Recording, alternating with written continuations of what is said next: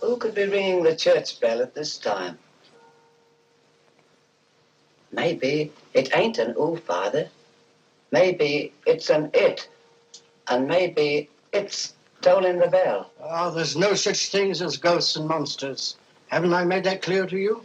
Something tore the throats out of Charlie Rousseau's sheep, and that something didn't leave any tracks. Andy Trent here saw a weird glow moving across the marshes last night, and this morning he found 2 of his sheep dead. Their throats torn open. Maybe the same thing that killed Andy's sheep is tolling the bell. I was on my way just now to deliver a special letter at Penrose Manor when a strange light appeared on the road before me, then moved quickly across the marshes and faded into the mist. I turned the cart around and hurried back here. It's not real. First the light, and now the bell. There's a very sound and logical reason for the bell tolling at this time, and I'm going to find out what it is. You can drive me to the church pots. The letter can wait. No hurry. Nothing will harm you if you're with the priest. Is that true, Father? Ah, what you need is more faith and less imagination. Come along.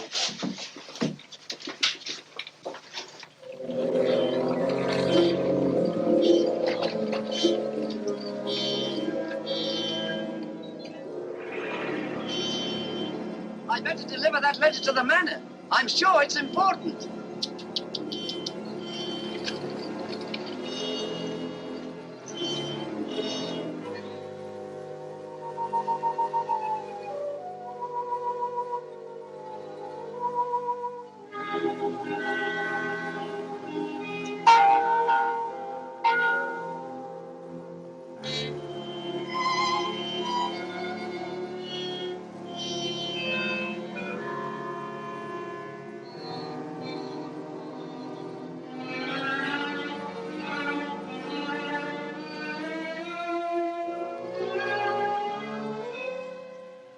Goodness, that bell has stopped. Odd. It's tolling at this time of night. I don't like it. What with this phantom roaming the marshes? I saw it again tonight. Who would that be?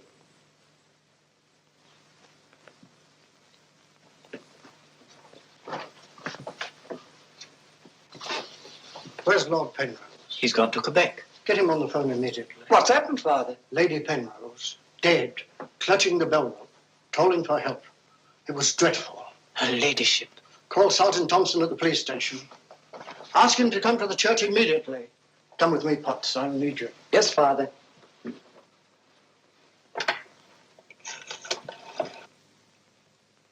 Operator, put me through to Quebec. Lord William Penrose. Yes, he's addressing a meeting of the Royal Canadian Occult Society at a Quebec hotel. It's urgent, sir. Page? Yes, sir? Lord Penrose. Lamont Rouge is on the telephone. It's urgent. It's in the gold room. Yes, sir.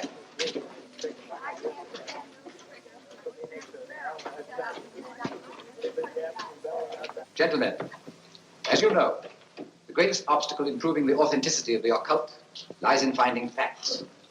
However, if the facts are there, even the most hardened skeptic, provided he has an open mind, must finally acknowledge the actual existence of the supernatural. Do you admit that, Mr. Holmes? Facts are always convincing, Lord Penrose. It's the conclusions drawn from facts that are frequently in error. Yes, in the case of the Hound of the Baskervilles, as well as in the adventure of the Sussex Vampire, we found Watson, please. Oh, sorry. Well, gentlemen, this time I have facts. Cold facts. Many years ago, 100 to be exact, an apparition appeared at night in the village now called La Mort Rouge. The following morning, 3 people were found dead, their throats torn out, hence the town's rather grim name. Interesting, yes. But facts? No. I hardly think the tales of superstitious peasants can be considered... I haven't finished, Mr. Holmes. La Mort Rouge has again been the scene of these strange and unexplainable occurrences. Unexplainable, that is, from your point of view. Several of our most responsible citizens have actually seen the strange apparition on the marshes at night. And next morning, sheep were discovered... with their throats torn out and no traces of the killer anywhere to be found. Oh, you read about it in the papers. No, as a matter of fact, I haven't. It was merely a deduction. A rather obvious one, I'm afraid. Deductions are a weakness of mine, as Dr. Watson can tell you. Would you believe it? Holmes can... Well, those are facts, Mr. Holmes. Ignore them if you can. But it's very urgent, sir. Okay, well, go ahead. Thank you. I never ignore facts, Lord Penrose. And I have no doubt that the incident of the sheep with their throats torn out is unquestionably a fact. However, the interpretation of this fact as being final proof of the existence of the supernatural is merely supposition, and therefore cannot be accepted without further data. Your opinions, Mr. Holmes, are undoubtedly the result of your inability to cope with something beyond the realm of your comprehension. So, man. I'm sorry, John, but this ridiculous skepticism... Yes, what is it, my boy? La Mort Rouge on the telephone, sir. Very urgent, my lord. Excuse me, gentlemen. I'm afraid, Lord Penrose... It's quite understandable, Sir John. Lord Penrose is deeply entrenched in his beliefs. That's his privilege. Well, hang it all, Holmes, the fellow was positively rude. Well, shall we see a little overwrought, Watson? I'm leaving immediately.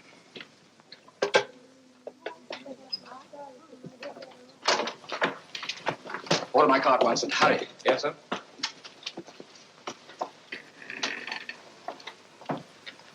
Gentlemen, my wife has just been found dead. Her throat torn out.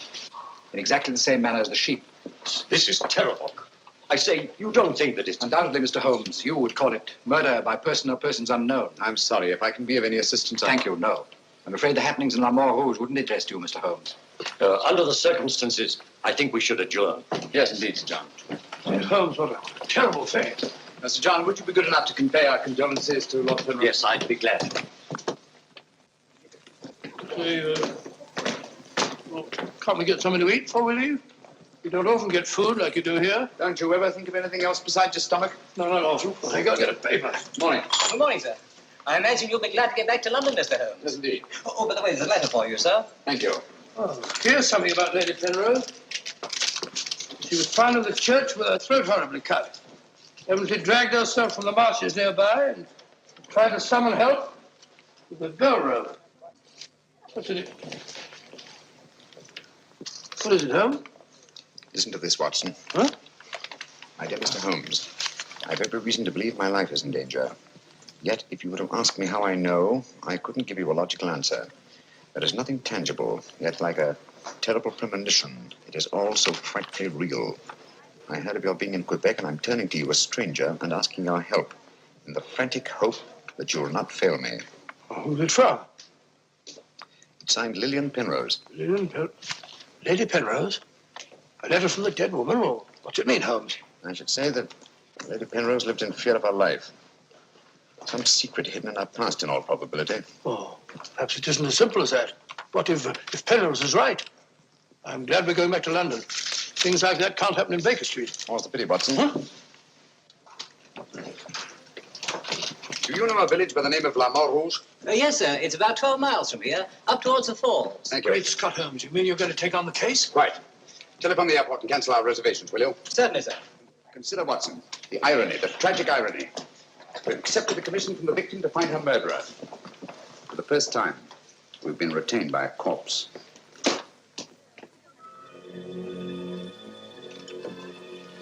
Doesn't seem to be a bell. Never mind, come along. Do you think we should?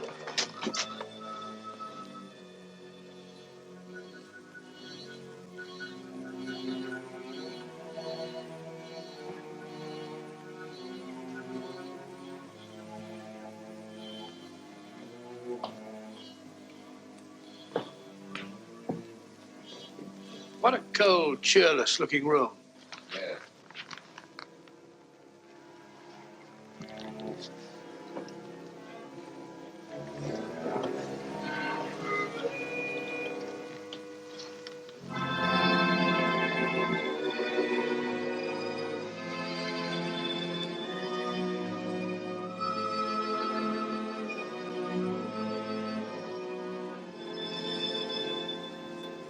What do you want? Who are you? Mr. Sherlock Holmes. I apologize for this intrusion. Would you mind, gentlemen?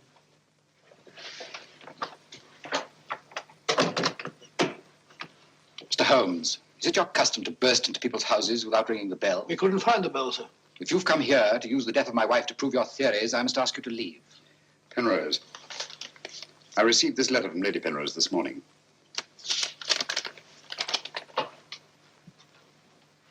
That was devilish awkward.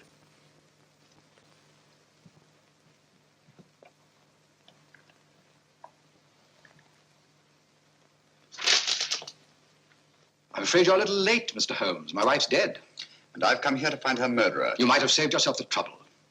I'm convinced that the solution of this horrible deed lies in an understanding of psychic phenomena. Although I don't expect you to admit that, Mr. Holmes. I assure you, Penrose, I neither believe nor disbelieve in anything, including psychic phenomena.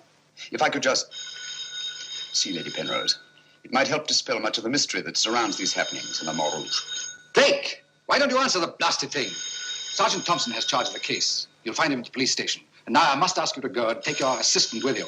You'll excuse me if I don't show you out. Drake! Drake! Drake, where are you? What?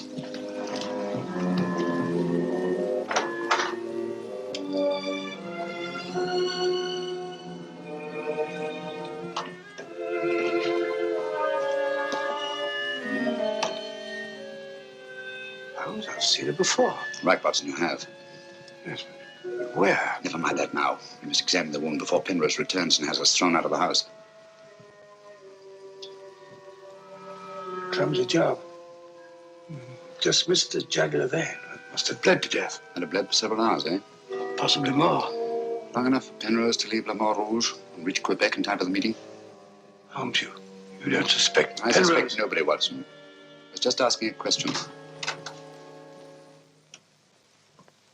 I beg your pardon, gentlemen. There is another who desired the death of her ladyship. I saw it last night in the fields, moving in and out of the shadows. You're the butler, aren't you? I was the butler. I've given notice.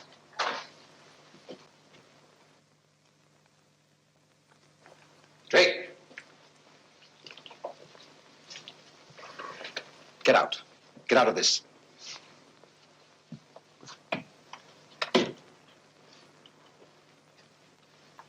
I trust you found what you were looking for. Two things have been made clear to me, Penrose. That your wife was murdered and that she's Lillian Gentry. Lillian Gentry? Will you leave, or must I call the police? That will not be necessary. We're on our way to the police station now.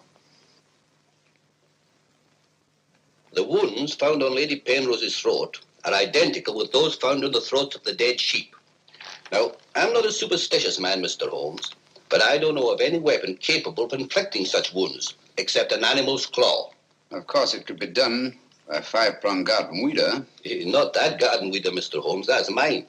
I use it to weed the garden at the back of the jail. I'm inclined to agree with the Sergeant, Holmes. A weapon such as that would have severed the jugular vein, and death would have followed immediately. Lady Penrose lived long enough to drag herself to the church and toll the bell in a frantic effort to call for help. Yes, I know all about that. But there must be some logical motive instead of all these goblins and monsters. Sergeant, have you ever heard of Lillian Gentry? No, I can't say that I have, Mr. Holmes. She was a famous actress who came to America some time ago. She appeared for many years in the United States and Canada. Then suddenly she disappeared. Her disappearance was never explained, and she was soon forgotten.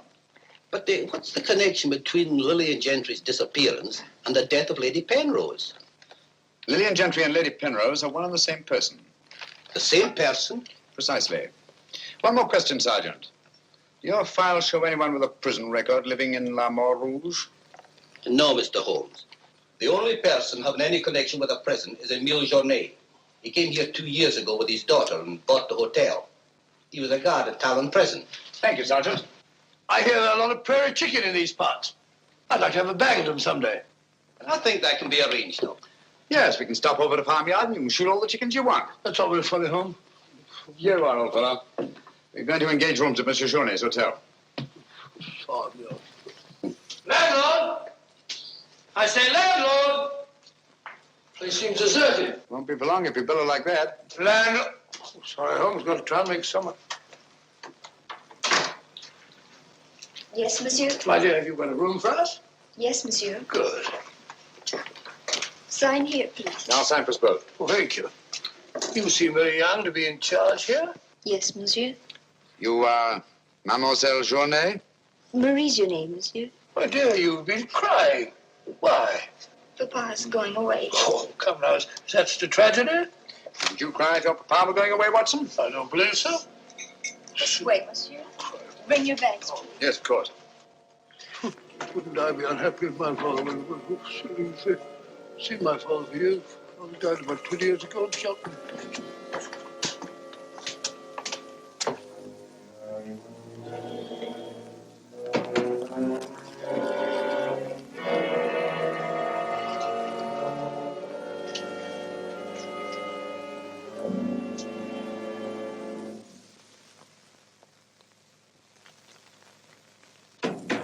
Some talk of Alexander and some of Hercules, of Hector and Lysander, such bright names as these. Bills. That's the way it goes, Emile. It costs money to be born, and it costs money to die. Do you know who that was in the car? It was Sherlock Holmes. He's here now. What do you think he'll find? Ghosts and monsters? What else is there for him to find? There's nothing. I don't know. You're afraid, Emile? Of course I am, and so are you. Who isn't? Why should Sherlock Holmes come here? To investigate the death of Lady Penrose. What else? I'm afraid Mr. Holmes will return to London a sadder but a wiser man. Why do you say that?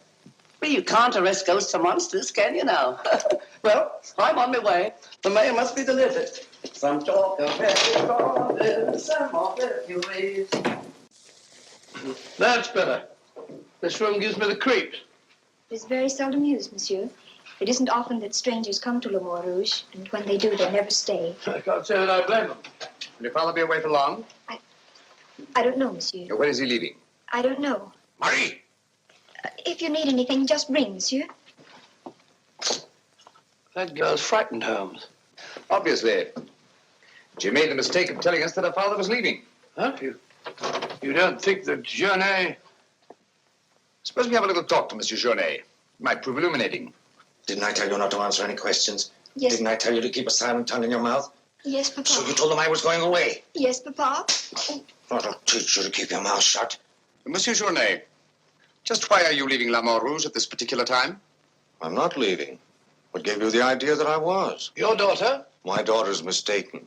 I merely said that I would like to go away. I've just been teaching her the difference. Yes, so I observed. I can't say that I approve of your method, sir. I'll ask you to mind your own business. Run along, dear. Oh, there, my dear. Disgraceful, hitting a child. Monsieur Journet is quite right. It's none of our business. Monsieur Journet, what do you know of the death of Lady Penrose? Only what everyone in the village knows, that she was killed by the monster. You've seen this monster? No, but who else could have done this terrible thing? Sheep have been killed, their throats torn out. You were a jailer at town prison, weren't you? Well, yes, monsieur. Why did you decide to come to La Mort Rouge? Well, I always wanted to own a hotel, and I heard this one was for sale, so I bought it. That was 2 years ago. Yes. I believe it was about the time the monster made his reappearance, wasn't it? Do you suspect me of being the monster, Mr. Holmes? No. I was just remarking a coincidence. I thought you didn't believe in those things, Holmes. Quite right, Watson, I don't. At least, not in the supernatural variety. Not the werewolf who bites into his victim's throat with his teeth. But, a monster who uses for his weapon of death a 5-pronged garden weeder. Yes, that's a little more in my line. I don't know what you mean. I mean that this monster's been recreated and used as a screen behind which to commit a horrible crime. Whoever did it felt certain that no suspicion could possibly fall on him. But my unexpected arrival upset his plans. Very possibly he became frightened, decided to run away. You're right, monsieur. I was running away. But not for the reason you think, but in fear of my life. And who would want to kill you? I don't know. It's like some terrible premonition. But it's so real. The very word that's in Lady Penrose's letter. Yes. That still doesn't explain this garden weeder. I swear to you, I know nothing about its being here. Haven't we better send for that fellow, Sergeant Thompson? No, Watson, that won't be necessary. Monsieur Journet knows as well as we do that you can't run away from yourself. Oh, would you be so good as to return this to Sergeant Thompson, monsieur? I took it away quite by accident.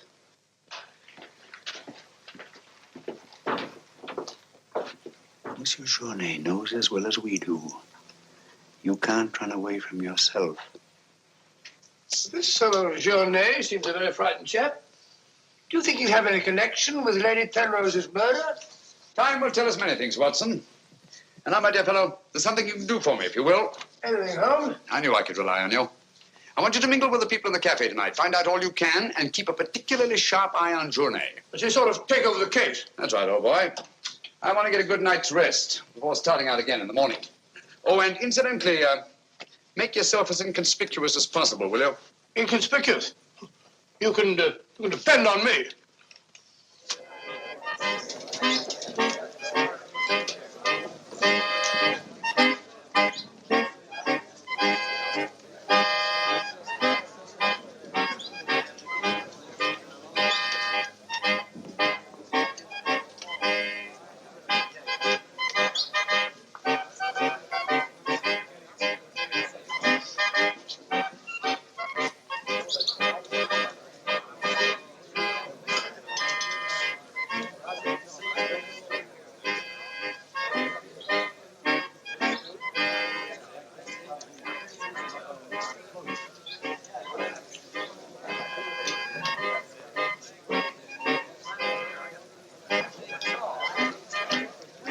Thank you, my dear.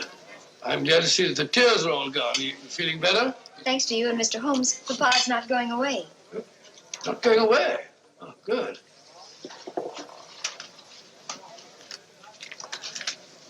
Journet not going away. There are many phases of the supernatural, Mr. Drake. Witchcraft, vampires, werewolves, ghosts, monsters. You'll find them all in the history of crime. So I say to myself, Potts, this is the handiwork of the supernatural. I gather that your name is Potts, that you're interested in the detection of crime. Allow me to introduce myself. My name's Watson, Dr. Watson of 221B Baker Street, London, England. How'd you do, sir? Here's to crime. Bigger and better crime. I deduce, my good man, that you're somewhat drunk. Yeah. Sharp he is, sharp as a tack, and just as flat-headed. You might also deduce that I'm leaving this place. Getting out. As soon as the bus I'm waiting for hoots its hooter. I believe they say honks its hooter in these parts. Hoots to me, honk to you. Hoot, hoot. My dear fellow, I don't care two hoots whether it's hoot or honk. Oh, that's my bus, gentlemen. I just heard it hoot, it's hooter distinctly. If you solve this case, let me know. Personally, I'm betting on the monster. You take my advice, Patsy. Get out of this place before they find you with your throat cut.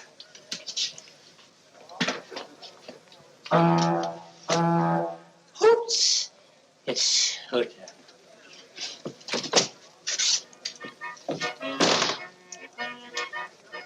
Nervous? Well, the thought of having your throat torn out by some monster isn't likely to make you very gay, Dr. Watson.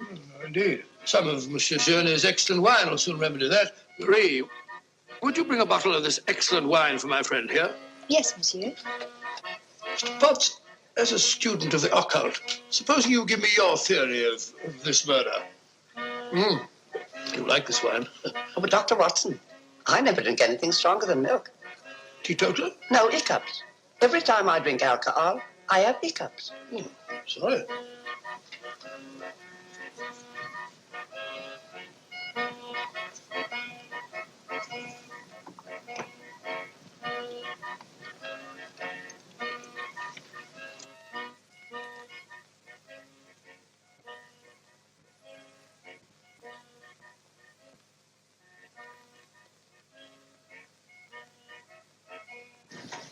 Mr. Holmes.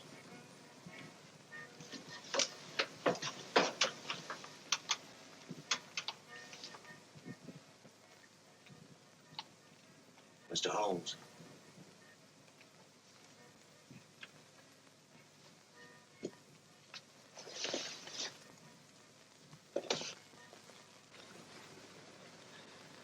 This circle is where the murder actually occurred. Yes, Mr. Holmes.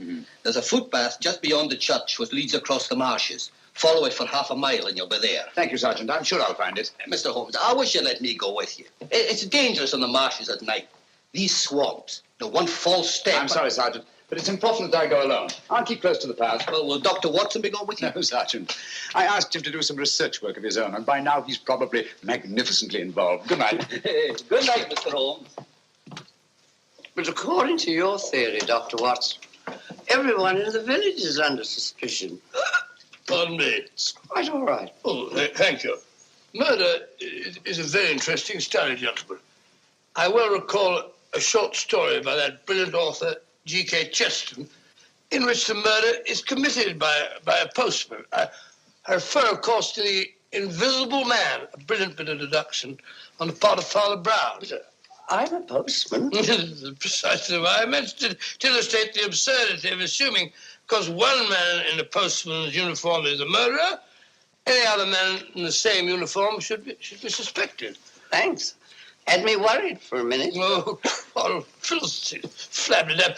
A child can see that this ridiculous monster has got you all afraid of your own shadow. I saw Lady Penrose. I wouldn't like it to happen to me. I'll be getting on. I'm going with you. Good night, Doctor. Good night. It's right all right.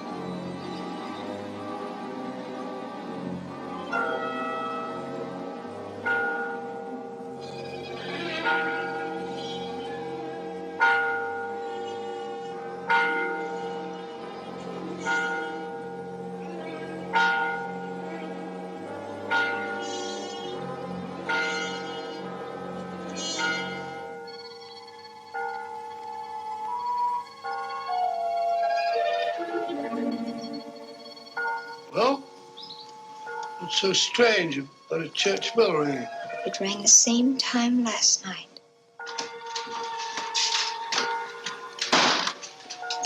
Excuse me, Dr. Watson. Can you tell me if Mr. Holmes is armed? Armed, my dear fellow? Why should he be? He's gone to bed. You're wrong, Doctor. He went out in the marshes alone. I tried to go with him, but he refused. But great Scott, if he runs into this monster and he's by himself, he'll get killed.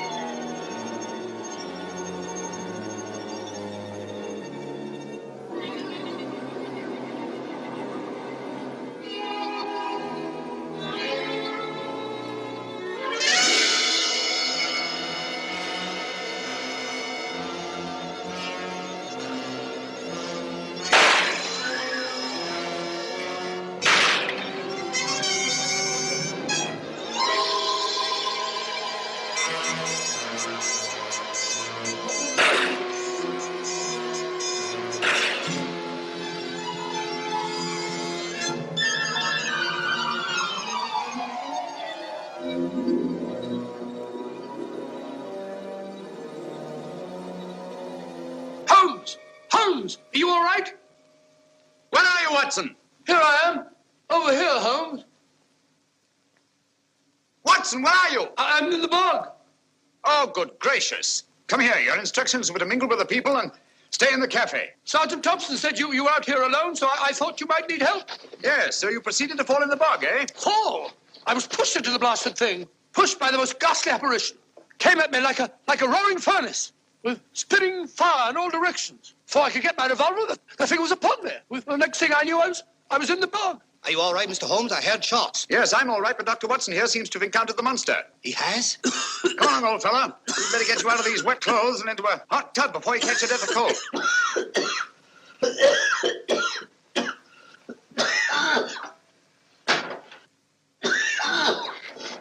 Yeah, you've had enough of that. Drink this. You'll be as fit as a fiddle in the morning. Well, you had such a bad time. I got a right to share your dangers. Thanks, old fellow. You know, I wasn't sure the villagers weren't right. And if it did turn out to be some sort of supernatural monster, well, why should I involve you? Rubbish. However, I did learn something. I can now state positively that our antagonist is not a phantom. But the thing actually spat flames at me. All just a figment of your imagination. The murderer knew I was out on the marshes and obviously wanted to frighten me. You frightened me, all right. How do you manage the flames? Merely clothing, treated with phosphorus. When the murderer fled, his shirt caught on a tree, and this piece of cloth was torn off. Come in. I'd like a few words with you, Mr. Holmes. I'll come directly to the point. Hello. What happened to your assistant? I'm not his assistant. If you must know, I was pushed into a boggy hole on the marsh. Pushed? By whom? I don't know. Spat fire at me. My good sir, in spite of Mr. Holmes's theories to the contrary, things have been seen and heard on those marshes that cannot be explained away by the use of logic. If I were you, I'd keep away from them. I'm not so sure. Holmes found... Penrose, for the first time in my long pursuit of crime, I confess that I find myself baffled. I'm a detective. I need tangible clues. And up to now, I admit, I found none. And you won't. I advise you to leave La Mort Rouge. Tonight, you escaped with your life. Next time, you may not be so fortunate. Thank you for your considerate advice, Lord Penrose. Good night, sir. Excuse me. Oh, good night. I don't like that fellow, Holmes. Why do you think he came here? He wanted to find out if we discovered anything. He seemed very pleased when I told him we hadn't. Now, Watson, there are one or two questions I want to ask Sergeant Thompson. You stay here. I have a vitally important job for you. Anything, Holmes? What do you want me to do? Go to bed. Yes, it's cotton fabric. Yeah, take a look. That discoloration, the purple ink must have been spilt on it. Possibly. I should say this cloth was red with blue lines. Probably large checks. Yes, it seems to have been laundered a good many times. The blue lines are almost completely erased. Yes, you can scarcely see them. It's good fabric, well woven, with a solid base. Hello, Bill. Hello, Sergeant. Your phone call must have been important. You bring me over this time of the night. It was. This is Mr. Sherlock Holmes. He wants to ask you a few questions. This is Mr. Taylor, the storekeeper, Mr. Holmes. Oh, good evening, Mr. Taylor. Good evening, sir. Have you any shirts of this design? Squares are red and the lines blue. Yes, I have. Can you remember to whom you sold them? I can. I keep them in stock specially for Judge Brisson. He won't have anything else. Judge Brisson, who's he? A retired magistrate. He's a cripple, lives alone with his housekeeper. Have you sold any of these shirts to anyone else? No, sir. They're too expensive for the village and the boatmen. This is the finest material. Imported. You say Judge Brisson's a cripple? Yes, he was a magistrate in Quebec. Had a stroke about 2 years ago. That's why he retired and came here to live in Le Mort Rouge. Just about the time that Monsieur Journey arrived here. Now that you mention it, it was just about then.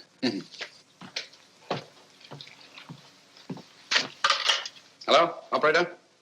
Give me Judge Brisson's home, will you? Thank you.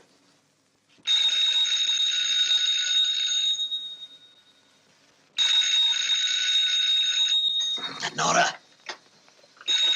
Let it ring. Haven't I told you not to answer the phone at night? Yes, sir. Well, then obey my orders. Yes, sir.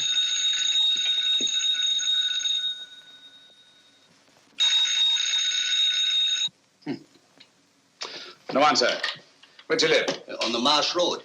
But I don't advise you to go there after dark, Mr. Holmes. The place is a fortress and guarded by a savage dog. I think Dr. Watson and I will have to pay Judge Brisson a visit in the morning. Good night, gentlemen. Good night, Mr. Holmes.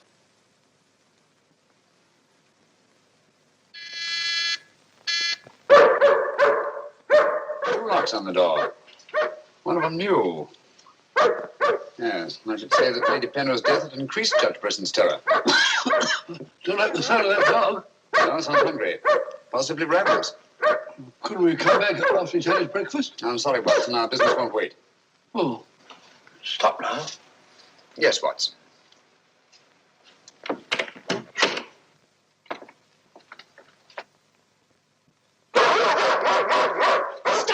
Fido.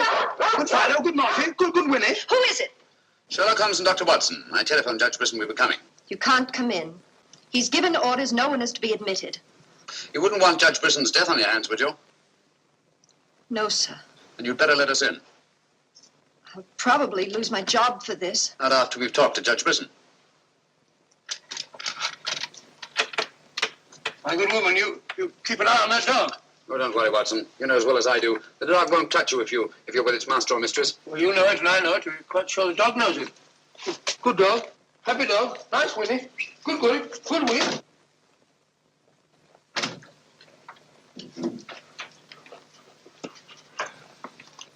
Let me warn you, I'm armed. And I'm an expert shot. We didn't come here to harm you, Judge Brisson, but to protect your life. I told you over the phone this morning, Mr. Sherlock Holmes, that I did not want to see you. I don't want to see anyone. But I want to see you. Stay where you are. Nora, show these men out. Judge Brisson, if you'll answer a few questions, I may be able to save your life. I have the fullest confidence in my own defenses, and I will not trade them for any theories of Mr. Sherlock Holmes, however plausible you make them sound. Now get out, will you? I'm sorry. Under the circumstances, I'm helpless to prevent your death. Almost certainly by violence. Come along, Watson.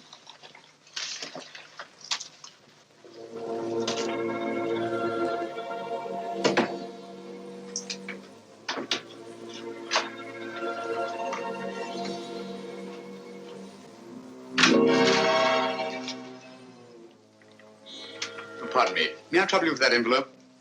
I must have dropped it.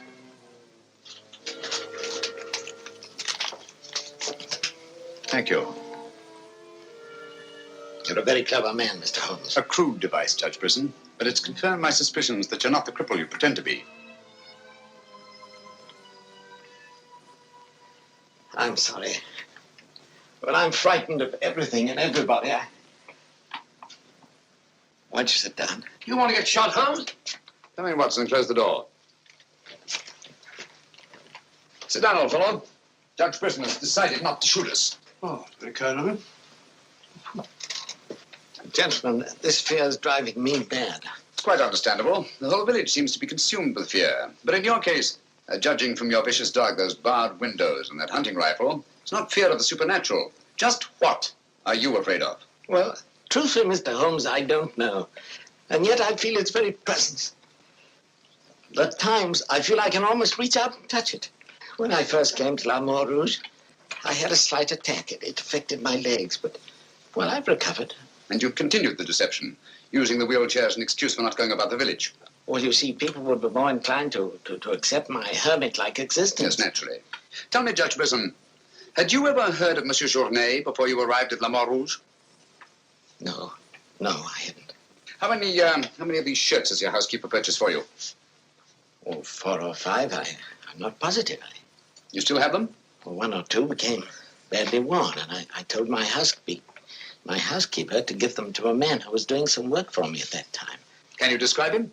No, I'm afraid I can't. That was about a year ago, you see, and, well, I didn't pay much attention to him. He worked in the garden. Could your housekeeper remember him?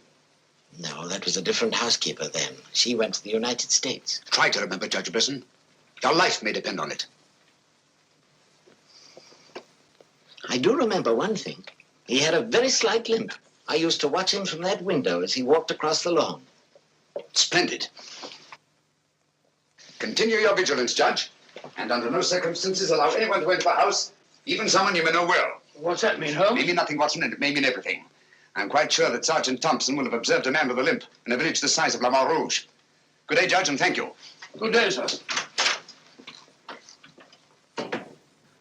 I'm sure Sergeant Thompson will have observed a man with a limp in a village the size of La Mort Rouge.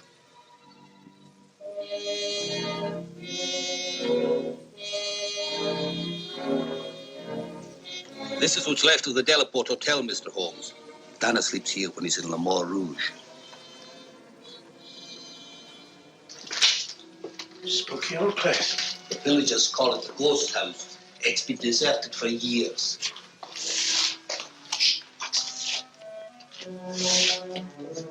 He walks with a limp. A left foot, I think. To the trained ear, Sergeant, footsteps have a characteristic rhythm as identifiable as fingerprints.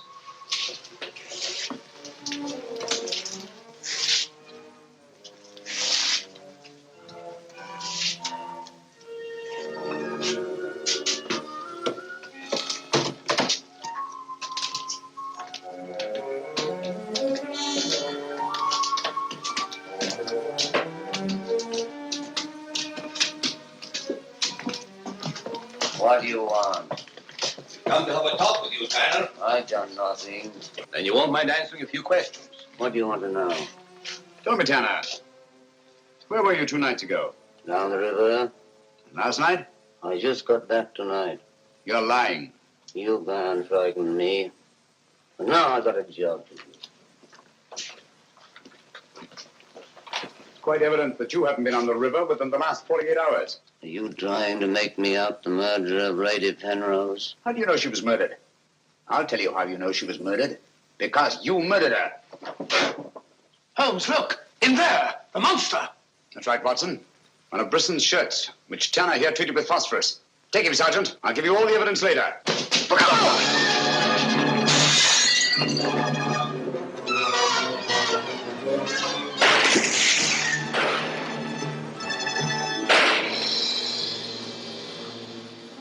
You got him, Sergeant. I'm sure of it. Come on.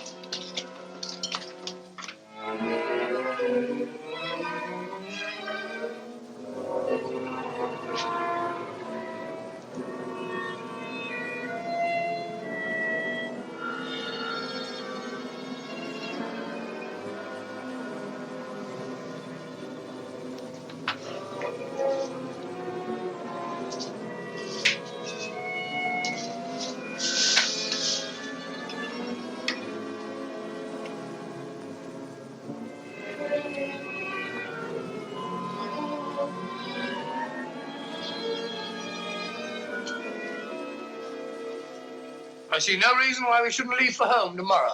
So much for tomorrow. But for tonight, what do you make of this, Watson? I found it in Tanner's room. Just a photograph? That's right, old boy, just a photograph. You notice anything else about it? Part of it's missing. Bravo, Watson. Now, if we can find the missing half, notice the discoloration of the torn edge, faded signature. The upper half was torn off sometime within the last year, I should say. Why all this fuss about an old photograph? Watson, have you ever stopped to think that the science of detection is very much like stringing a handful of beads? I can't say I have. Well, it is. And in this particular case, you might say that I have 5 beads. Journée, Brisson, Tanner, Lord and Lady Penrose. So far, I haven't had any thread to string them together. This, gentleman, is our thread. And I think I shall start with Lady Penrose. But Lady Penrose is dead. The dead can tell us many things, Sergeant. You and Dr. Watson remain here at the hotel. I'll meet you later. I'm sure you got Tanner, Sergeant. But Mr. Holmes is never satisfied with a dead criminal. He has to sit in on the post-mortem. Come along. Let's go downstairs and celebrate the death of the monster. That's a good idea, Doctor.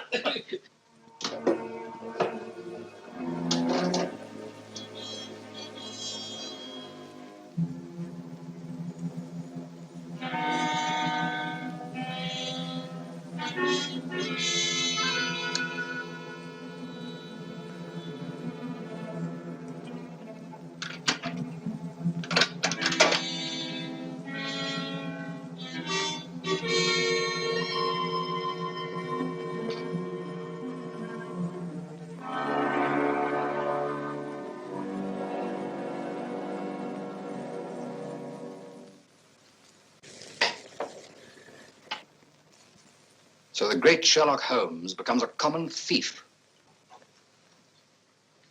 You realize, of course, that I might have shot you. I knew that you'd refuse to see me, so naturally I had to take that chance. Tell me, who is Alistair Ramsden? What has he to do with your being here? Perhaps this will explain. Found the lower half in a room occupied by a boatman named Tanner. The upper half was in Lady Penrose's safety box. Alistair Ramsden murdered a fellow actor in my wife's company. He was sentenced to life imprisonment. The whole thing was a great shock to her. So she retired from the stage and you married her shortly after? Yes. Where and when was this murder committed? In Quebec, 5 years ago. Ramsden was shot 3 years later trying to escape from Calais prison. His body disappeared in the St. Lawrence. Was it ever recovered? I don't believe so.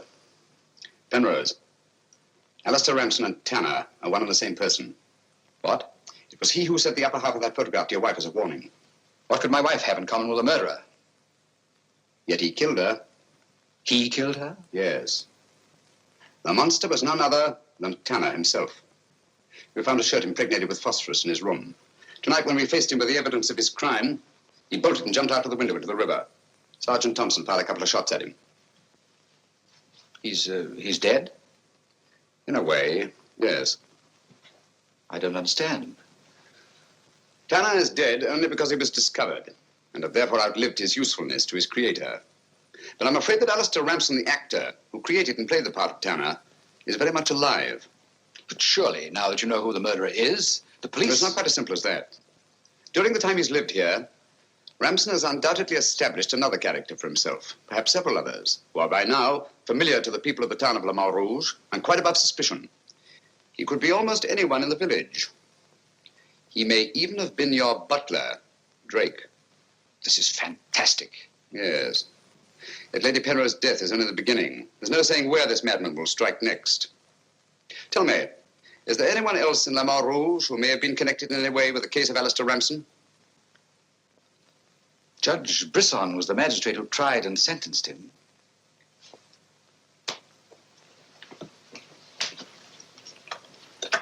Operator? Operator, give me Judge Brisson's home. It's urgent.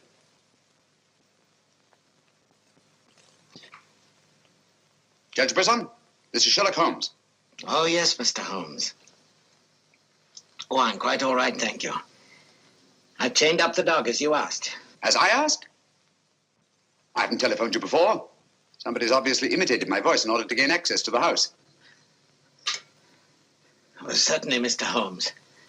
I'll lock all the doors and await your arrival. Yes.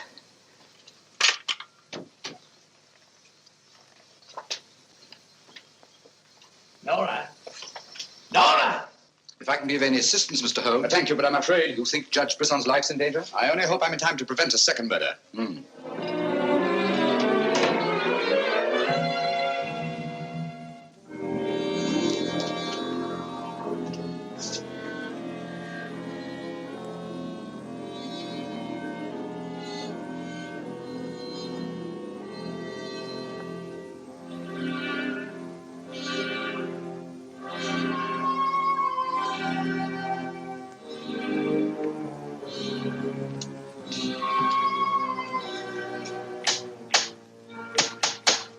Mr. Holmes. Show him in.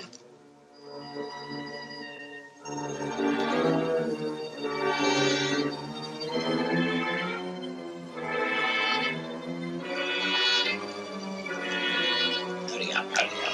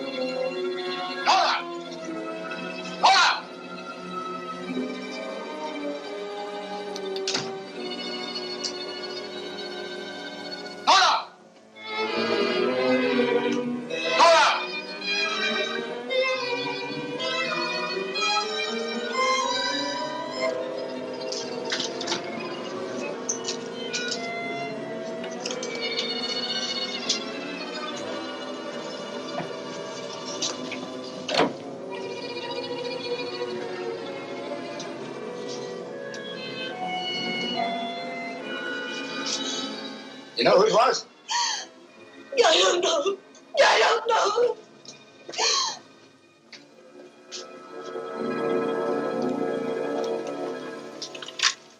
Hello?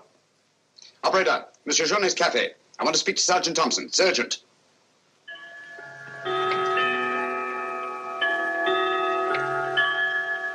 Sergeant Thompson, this is Sherlock Holmes. I'm at Judge Brisson's. He's been murdered. Judge Brisson's been murdered. Judge Brisson? The murderer gained access to the house, gagged and bound the housekeeper, then disguised as Nora, murdered Judge Brisson. I'm returning to the old Delaporte Hotel on the chance that he'll go there to change his clothes and assume another disguise. Ask Dr. Watson to meet me there as quickly as he can, will you? You'd better come here at once and take charge. Right.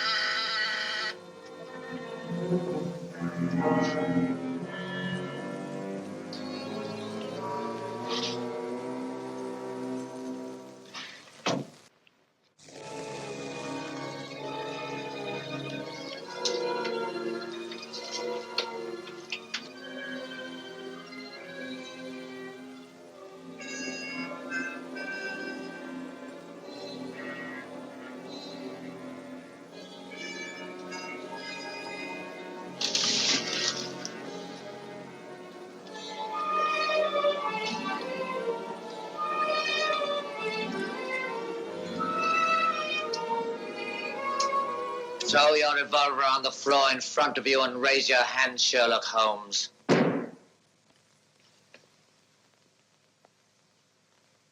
I should have thought you would have felt more at home in the spotlight. I see you finally identified me. You know, Jack Tanner and Nora, the housekeeper, were brilliant. You should really take a bow. It's too bad you appeared on the scene when you did, and I had to ring down the curtain on the monster. Your recreation of the monster of La Mort Rouge as a means of murder must have given you great satisfaction. Why did you kill Lady Penrose? I see no reason why I shouldn't tell you. I couldn't bear the thought of another man possessing her. And Judge Brisson? During the trial, I grew to hate him. And when he sentenced me to prison, I vowed that someday I would escape and kill him. I see. Obviously, you planned still another murder. Otherwise, you'd have returned to the safety of your first disguise and defied me to find you. You're right. I am. There were 3 people in my life who had no right to live. 2 have already died. The 3rd remains. Tonight, I shall kill him. Mr. Holmes, I've always had the greatest admiration for your talents. Thank you. Your performance in this case has also been brilliant. So brilliant that I'm afraid I'm going to have to ring down the curtain on it a bit prematurely. Mr. Ramson, we are artists in our fashion, not creatures skulking in alleys. If our positions were reversed, I shouldn't think of sending you to your death. Lacking a few stray pieces of the puzzle? What do you want to know? The name of the 3rd person. I have no objection. If there is a hereafter, which I doubt, you and he will meet very soon, Mr. Holmes. The name of the 3rd person is...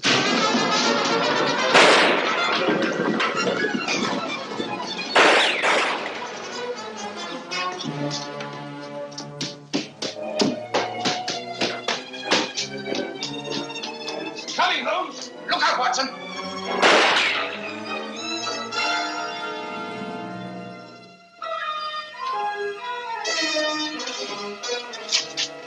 All right, Watson. Where is he, Holmes? He's gone. Thank heavens you're safe. Thank heaven you came and you did. There it is, Watson. Look out.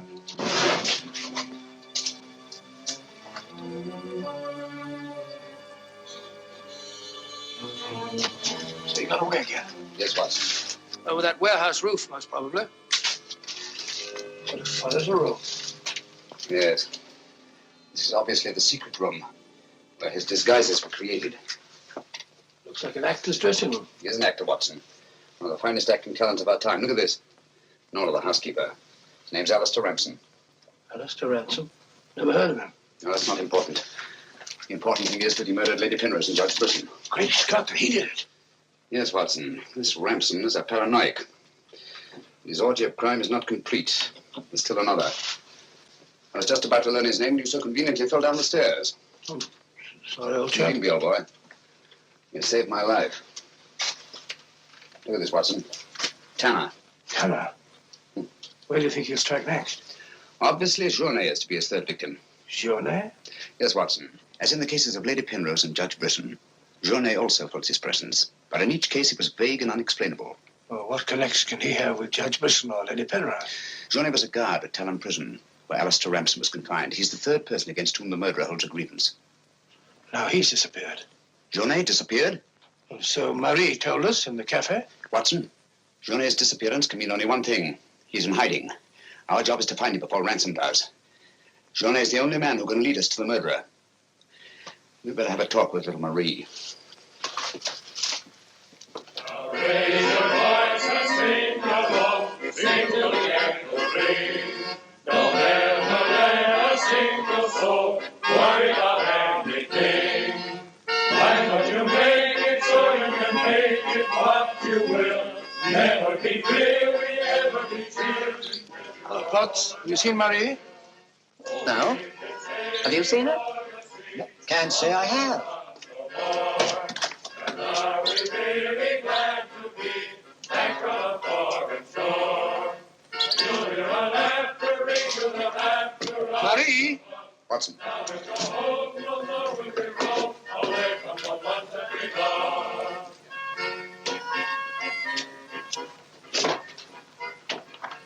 What is it, huh? I'm afraid we're too late. Marie.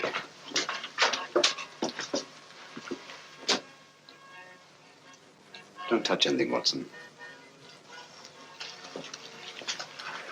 Murdered in exactly the same way as Judge Brisson and Lady Penrose. Poor innocent little child. I should have prevented this. Nonsense, my dear chap. You did everything possible. How on earth could you have prevented it? Child's death is a tragedy, of course. I see exactly what happened. She was standing here by the desk, and The murderer came in by that door. He came in through that door, but Marie was not in the room.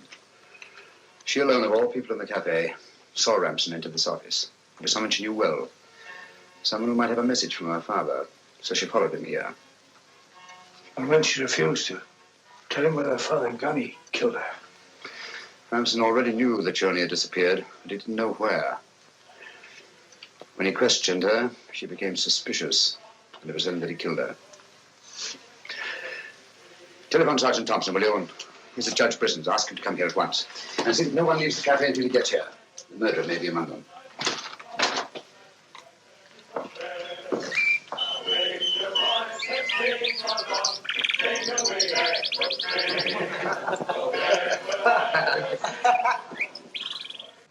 What could have happened to Holmes? He's been away all day. It's very unfair of him keeping me in suspense like this. He knows how worried I become. He continues to do it, and do you know why? He actually enjoys making me miserable. Half a mo.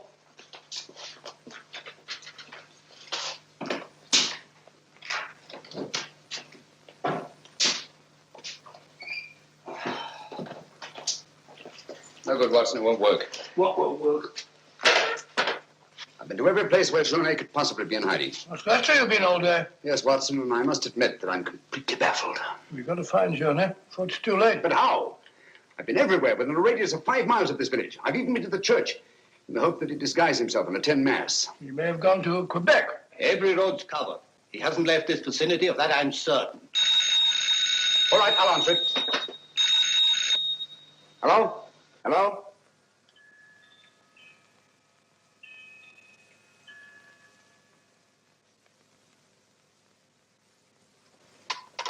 Who was it, Holmes? Watson, get your hat and coat. You're very rude, Holmes. You leave me all day long with that very dull inspector. I ask you a perfect right question, and all you say is, Watson, get your hat and coat. We're going to find Jonet. Sergeant, you wait here till I call. Watson, do this. Watson, do that. Watson, get your hat and coat. Watson, take out. Watson, Brisson's house. Watson, this, Watson. It's my opinion that Judge Brisson's house is the last place that you'll find Jonet. Put yourself in Jonet's position, Watson. Where's the most likely place that Ramson would look for you? Certainly not in the very house in which he's just killed one of his victims.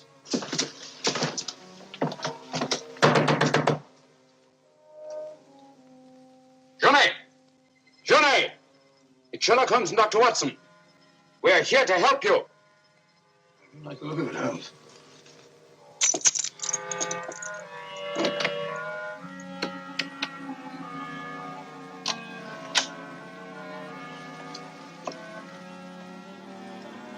Holmes! Holmes! Where are you? Here I am, Watson.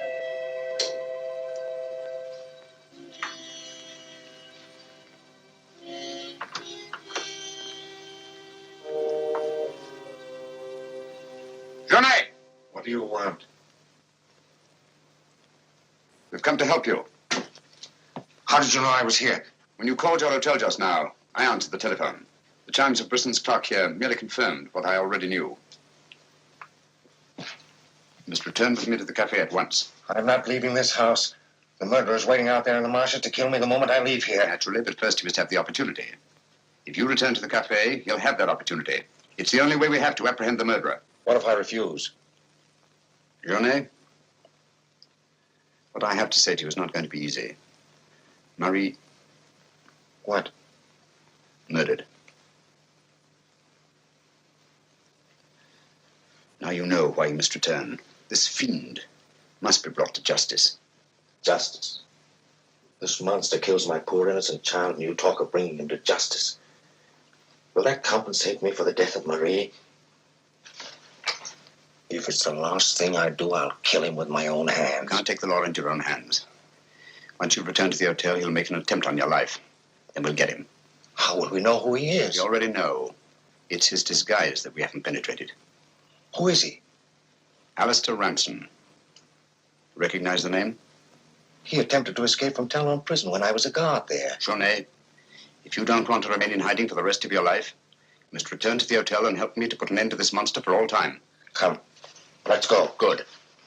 Put an end to him. How are you going to do that, Holmes? I'll tell you both about it on the way to the hotel. So you're really leaving, Doctor? Yes, Sergeant. Gentlemen, Mr. Sherlock Holmes and I are leaving immediately for London. It's extremely regrettable that the murderer has escaped us, but all our cases cannot be crowned with success. I'm extremely sorry, gentlemen. Have you no idea where this fiend has gone? Mr. Holmes is of the opinion that he's escaped across the border to the United States. It may be years before we can trace him, if ever. Oh, Jenny, just a minute. Our bill, please. Bill? Yes, Mr. Sherlock Holmes and I are leaving immediately. Oh, I'm sorry, Dr. Watson. I'm just on my way to the church to offer a prayer for Marie. I'll forward your bill to you. Yes, of course, my dear fellow. I understand. We'll leave our address at the desk. Goodbye, Mr. Potts. It's been a great pleasure knowing a man of your intelligence. Thank you, Dr. Watson. It has been most stimulating talking to one of your vast experience. Oh, thank you. Let's hope that we shall meet again someday and continue our little chats on crime. It would be most exciting. Oh, by the way, Mr. Holmes would like to see you for a minute in his room. Yes. I'll show you where it is. It's the second room on the right up there. Thanks. Hey, Neil. It's me. But, do you mind if I walk part of the way with you? It's a bit frightening out here. It's these marshes. This is almost the very spot where Lady Penrose was attacked. 3 deaths in 3 days. It's a pity Marie had to be killed. She was such a sweet child. 3 deaths in 3 days. And still one more to be accounted for. You were frightened, Emile. It's strange to see you showing fear. The man I hated to tell in prison. Ramson!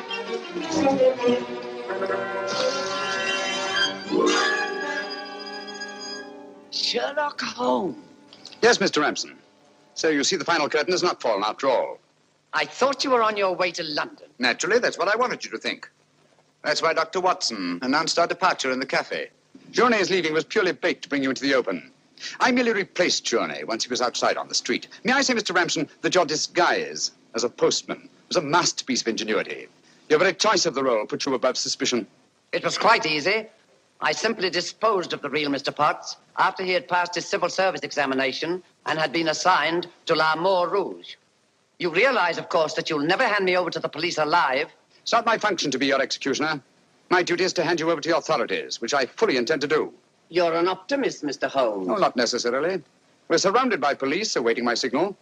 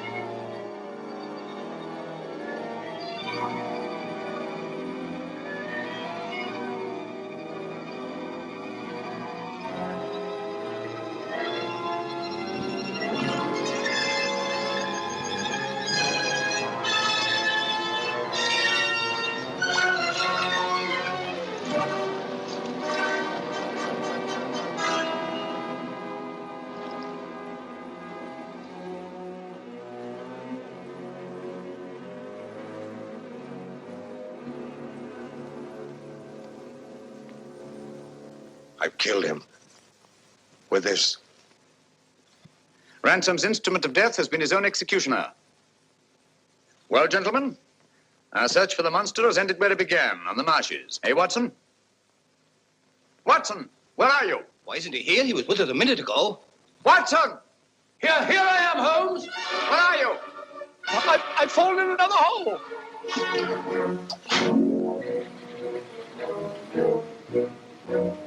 I should like to have seen a bit more of Canada before we sailed, Holmes. So should I, Watson. Canada. The linchpin of the English-speaking world, whose relations of friendly intimacy with the United States on the one hand, and her unswerving fidelity to the British Commonwealth and the motherland on the other. Canada. The link that joins together these great branches of the human family. Churchill say that? Here's Watson Churchill.